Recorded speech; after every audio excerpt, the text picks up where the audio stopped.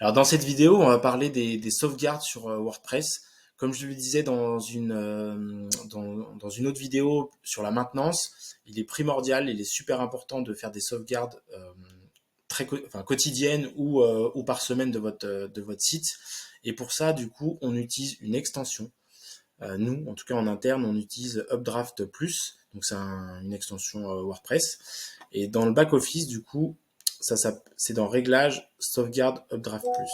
Alors les sauvegardes, pourquoi s'il y a un problème pendant la maintenance, vous faites la mise à jour des plugins et votre site, du coup, il y a un problème sur votre site parce qu'il faut toujours tester à chaque fois qu'il y a que vous faites une mise à jour sur les extensions, tester vraiment votre site parce qu'il peut arriver qu'il y ait des soucis.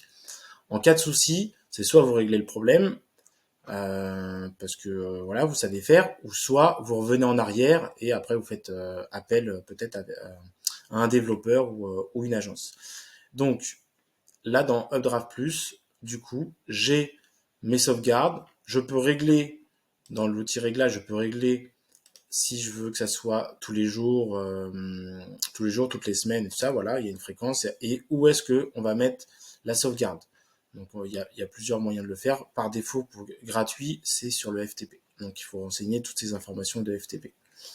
Je parlerai pas de tout ça dans cette vidéo parce que ça fait pas partie de cette formation. Normalement, vous devriez déjà avoir un module un peu similaire sur votre site. Donc je vais dans l'onglet sauvegarder restaurer. Et donc là, par exemple, j'ai fait une sauvegarde le 12 octobre.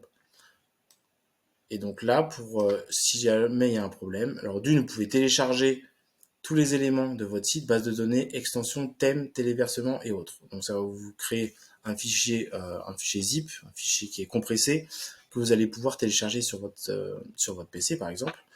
Ça c'est pour garder une trace sur votre PC. Mais sinon, vous pouvez faire directement le bouton restaurer, le bouton bleu restaurer. Et donc là, ça va restaurer tout votre site à la date de la sauvegarde. Voilà, c'est tout pour cette vidéo. Bonne journée.